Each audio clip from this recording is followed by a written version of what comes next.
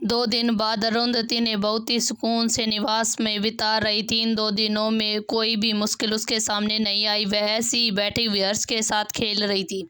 लीला दौड़ती हुई राजकुमारी अरुंधति के पास आई। कहाँ से इतनी दौड़ती हुई चली आ रही हो? अरुंधति वैसे हर्ष के साथ खेलते हुए लीला से पूछा। लीला ने कहा, मैं बाजार से होकर आ रही हूँ। पता है राजकुमारी, इतना सुंदर राज्य लग रहा, हर तरफ सफाई हो रही है, लोग अपने घरों को रंग रहे हैं, दुकानों को अच्छी तरह से खाने पीने का सामान भर रहे हैं, चारों तरफ रंगीन पत्तियां लगाई जा रही है, राज्य बहुत ही सुंदर लग रहा है। क्या कोई आने वाला है या कोई उत्सव है? राजकुमारी अरुंधति ने कहा। लीला ने कहा, आपको नहीं पता, राज्य में प्रतियोगिता होने वाली है। कैसी प्रतियोगिता? राजकुमारी अरुंधति ने लीला से पूछा। ऐसी प्रतियोगिता जिसमें जान का खतरा रहता है।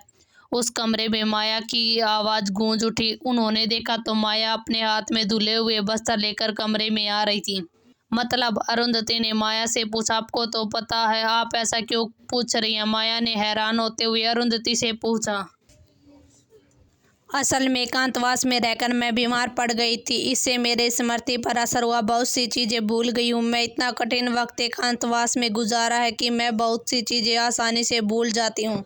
अरुंधति ने माया से आंखें चुराते हुए कहा। तभी तो मैं कहूँ, आप चेतन को क्यों नहीं पहचान पाई? माया ने अफसोस से अरुंधति को देखा, जिसने एकांतवास में बहुत ही कठिन जीवन बिताया था। तुम प्रतियोगिता के बारे में बता रही थी ना, बताओ? अरुण ने दिलचस्पी से माया से पूछा। हाँ, इस प्रतियोगिता में कुश्ती, तीर चलाना, तलवार चलाना, चित्र बनाना, अनोखा व्यंजन बनाना, घोड़े सवारी की प्रतियोगिता होती है। इसमें कोई भी स्त्री या पुरुष भाग ले सकता है, लेकिन इस 4 बार ऐसा हुआ है कि हम लोग प्रतियोगिता जीत नहीं पाए। इससे हम लोगों के बहुत से सैनिक भी मारे गए, क्योंकि कुश्ती और तलवारबाजी में मौत और जिंदगी की प्रतियोगिता होती है। इसे बिना एक दूसरे के मारे वह प्रतियोगिता नहीं जीत सकते। माया बताने लगी। अच्छा, अरुंधति ये कहते हुए हर्ष के साथ फिर से खेलने लगी, लेकिन इस बात से बेखबर कि उसके लिए एक बहुत बड़ा संयंत्र तैयार कर लिया गया है। भाई, दूसरी तरफ रात के अंधेरे में एक व्यक्ति अपने घोड़े से अपने आप को एक काली चादर में लपेटे हुए तेजी से राज्य की सरहद से बाहर जा रहा था। बहुत ही घबराया हुआ लग रहा था। जल्दी ही वह अपने स्थान पर पहुंच गया और अपने घोड़े से उतरकर किसी का इंतजार करने लगा। थोड़ी देर के बाद 3 आदमी उसी तरह अपने चादर में लपटे हुए उसके सामने आकर खड़े हो गए। क्या खबर लाए हो? उस आदमी ने अपने वाले आदमी से कहा। आपको तो सब पता है कि वह प्रतियोगिता की तैयारी शुरू हो गई है, घोड़े वाले आदमी ने घबराते हुए पहुंचा। बहुत अच्छे से उस आदमी ने एक पुड़िया आदमी घोड़े वाले आदमी को पकड़ाते हुए कहा। हर बार की तरह इस बार भी इस राज्य को जीतना नहीं चाहिए। अभी तक तो आपने हम लोगों का साथ दिया है और आगे भी देते रहिए। अगर आप इसी तरह हमारा साथ देते रहेंगे तो जल्द आपका मकसद पूरा करने में हम आपकी मदद जरूर करेंगे। घोड़े वाले आदमी ने जल्दी से उसे प्रणाम किया, घोड़े पर बैठकर तेजी से वहां से निकल गया। प्रतियोगिता के एक दिन पहले अरुंधति अपने कमरे में बैठी आराम कर रही थी। हर्ष उसके साथ नहीं था। हर्ष को लेकर लीला उसकी माँ के घर गई हुई थी। कुछ दिन लीला हर्ष के साथ उसकी माँ के घर ही रहने वाली थी। उसकी माँ को हर्ष से की बहुत याद आ रही थी, इसलिए आज अरुंधति के पास करने के लिए कुछ भी नहीं था। हर्ष को गए हुए अभी कुछ ही टाइम हुआ था, लेकिन उसे अभी हर्ष की याद आ रही थी। तभी एक दासी कमरे में आते हुए अरुंधति को प्रणाम किया। उसकी आवाज़ सुनकर अरु अपने बिस्तर से उठकर बैठ गई। क्या बात है? अरुंधति ने उस दासी से पूछा। तभी एक दासी कमरे में आते हुए अरुंधति को प्रणाम किया। उसकी आवाज़ सुनकर अरु अपने बिस्तर से उठकर बैठ गई। क्या बात है? अरुंधति ने उस दासी से पूछा। दासी ने एक लाल लिफाफा अरुंधति को देते हुए कहा, यह निमंत्रण है प्रतियोगिता का, कृपया करके आप प्रतियोगिता में उपस्थित रहिए, यह रानी का आदेश है। दासी ने सर झुकाते हुए कहा। ठीक है, आप जा सकती हैं। अरुंधति वह निमंत्रण पत्र खोलकर देखने लगी और कुछ देर देखने के बाद वापस अपने स्थान पर रख दिया। एक बड़े से मैदान में प्रतियोगिता शुरू होने वाली थी। उससे पहले वहां पर प्रतियोगिता में भाग लेने वाले हर राज्य के प्रतियोगियों के नाम की घोषणा की जाती थी। राजा एक उच्च स्थान पर अपनी रानी के साथ बैठे हुए थे। वहीं दूसरी तरफ बड़े से स्थान में सभी राज्य के राजा बैठे हुए थे। खाने पीने का दौर चल रहा था। चारों तरफ मैदान में लोगों का खचाखच से भरा हुआ था। राजकुमारी सुलोचना और राजकुमारी नयन एक ऊंचे स्थान पर बैठी थी, सभी को देख रही थी। तभी अरुंधति अपनी दासी माया के साथ उस स्थान पर पहुंची। अरु ने आज हरे रंग का लहंगा चुन्नी पहन रखा था। वह ऊपर से नीचे तक सजी सवरी उन दोनों के पास आकर खड़ी हो गई।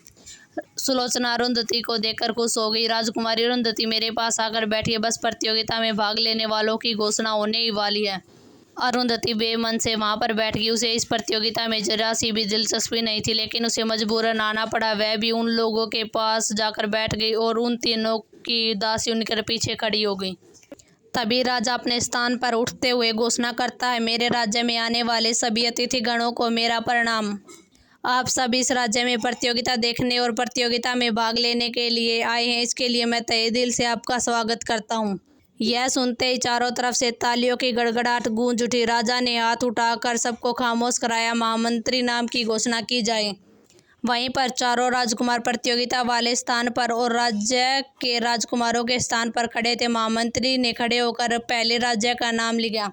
रायगढ़ कुश्ती में भाग लेने वाले पहले व्यक्ति का नाम रमेश है। यह सुनते रमेश अपने स्थान से खड़ा हो गया। तलवारबाजी में भाग लेने वाले नागेंद्र। ऐसे ही करते करते महामंत्री ने सभी राज्यों के नाम की प्रतियोगिताओं में भाग लेने वालों के नाम की घोषणा कर दी। सबसे आखिरी में उसी राज्य का नाम लेने के लिए खड़े हुए मंत्री ने जैसे ही घोषणा पत्र का नाम देखा तो उनके हाथ में पत्थर नीचे गिर गया।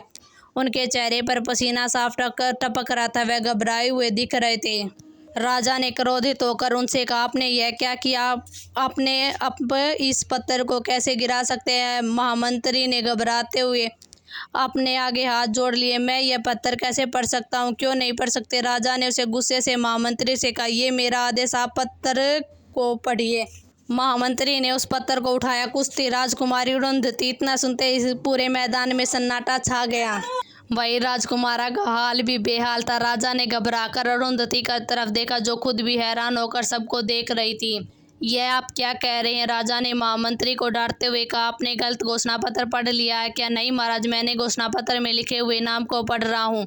यही नहीं, आगे भी इसमें है, घोड़े सवारी राजकुमारी अरुंधति, तलवारबाजी राजकुमारी अरुंधति, तीरंदाजी राजकुमारी अरुंधति, भोजन बनाना राजकुमारी अरुंधति और सभी प्रतियोगिताओं में राजकुमारी अरुंधति का नाम था।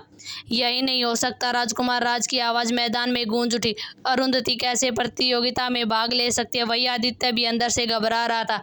इस प्रतियोगिता का नतीजा वह अच्छी तरह से जानता था। इसमें भाग लेने वाला या तो हमेशा के लिए दुनिया से चला जाता है या हमेशा के लिए अपाहिज हो जाता है। क्यों नहीं हो सकता? जागीरदार के राजा अपने स्थान पर खड़े होते हुए कहा, महाराज आप इस प्रतियोगिता का नियम अच्छे से जानते हैं। अगर राजकुमारी अरुंधति ने इस प्रतियोगिता में भाग नहीं लिया तो आपको सबके सामने हाथ जोड़कर हमसे क्षमा मांगनी होगी और इस राज्य में आज के बाद कोई प्रतियोगिता नहीं होगी। जमाल संभाल कर बात करो। राजकुमार राज तलवार जागीर के राजा के गले पर रखते हुए कहा, आप इतनी साहस की हमारे पिता से माफ़ी मंगवाओ। राजा मुस्कुराते हुए कहने लगे, यह नियम तुम्हारे पिता का ही बनाया हुआ है और अब वह पीछे नहीं हट सकते। तभी रायपुर के राजा भी अपने स्थान पर खड़े होते हुए उन्होंने भी कहा, अब इस मुकाबले में राजकुमारी अरुंधति पीछे नहीं हट सकती। इस मुकाबले में हिस्सा लेना ही पड़ेगा। चारों तरफ बहस की आवाज़ गूंज उठी। माहौल बहुत ही गर्म हो गया। वही देवराय भी घबराए हुए अरुंधति को देख रहे थे। उनका चेहरा पीला पड़ गया था। अरुंधति की आंखें छोटी करके राजकुमारी नयन को देख रही थी, जो मुस्कुराते हुए उसे ही देख रही थी। राजकुमारी नयन उठकर उसके पास आई और कान में कहने लगी, तुम्हें अपनी मृत्यु मुबारक हो। मुझे से मुकाबला कभी जीत नहीं पाओगे। नयन मुस्कुराते हुए वहां से चली गई। उसका उद्देश्य था वह पूरा हो चुका था। राजकुमारी अरुंधति के चेहरे पर चिंता थी, वही चिंता मुस्कुराहट में बदल गई। राज दरबार में राजा गंभीर मुद्रा में अपने सिंहासन पर बैठे हुए थे। राज दरबार में माहौल बहुत ही शोरगुल था। वही राज बहुत ही गुस्से में दिखाई दे रहा था। आप लोग खामोश हो जाइए। राजा की आवाज़ राज दरबार में गूंज उठी। राजा की आवाज़ सुनकर सब दरबारी अपनी जगह पर बैठ गए। इस तरह शोरगुल करने से कोई फायदा नहीं होगा, इसका कोई हल नहीं निकाला जाएगा। राजा ने उनकी तरफ कड़ी नज़रों से देखते हुए कहा। महामंत्री नयन के पिता अपनी जगह से उठकर कहने लगे, महाराज अब इसका कोई भी लाभ नहीं होगा, क्योंकि प्रतियोगिता के नियमों के हिसाब से अगर एक बार भी जिसने प्रतियोगिता में नाम लिखा दिया वह वापस नहीं लिया जा सकता। हमें अपने राज्य का मान का भी ध्यान रखना। एक लड़की के पीछे अभी वह कुछ कह पाते।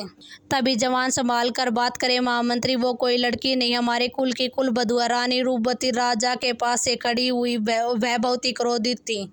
क्षमा करें महारानी, समस्या से हम सब का दिमाग कूड़ हो गया, इसलिए मेरे मुंह से शब्द निकल गए। महामंत्री ने अपना क्रोध दबाते हुए रानी से बड़े ही सम्मान से कहा। तभी दूसरा मंत्री उठकर कहने लगा, अगर हम लोग सब मिलकर सभी राज्य के राजाओं से बात करें तो यह शायद बात उन लोगों को भी समझ में आ जाए, इस पर विचार किया जा सकता। राज ने महाराज की तरफ देखते हुए कहने लगा, बिल्कुल नहीं हो सकता, यह संभव नहीं है। राज दरबार में एक आवाज़ उठी।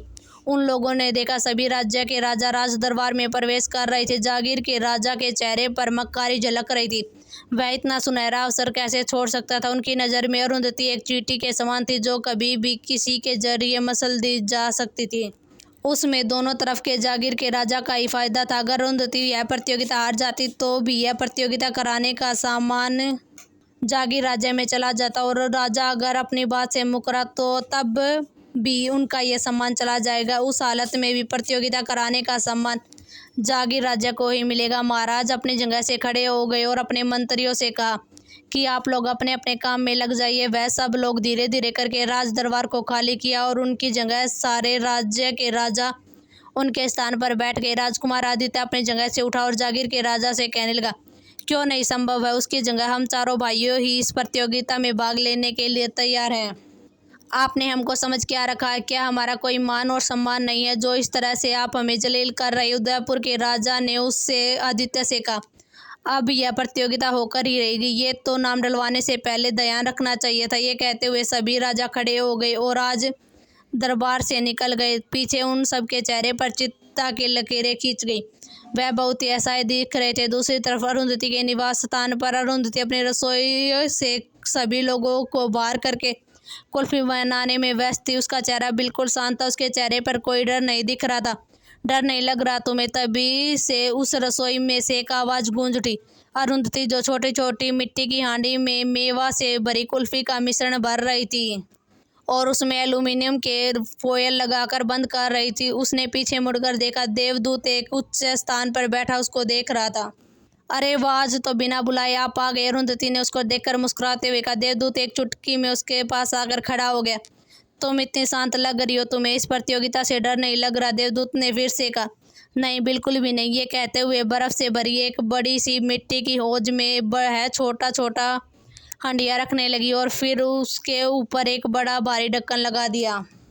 क्यों डर नहीं लग रहा? यह देवदूत ने एक बार फिर पूछा। जो एक बार मौत के मुंह से लड़के दूसरे बार आ सकती है, उसको कैसा डर?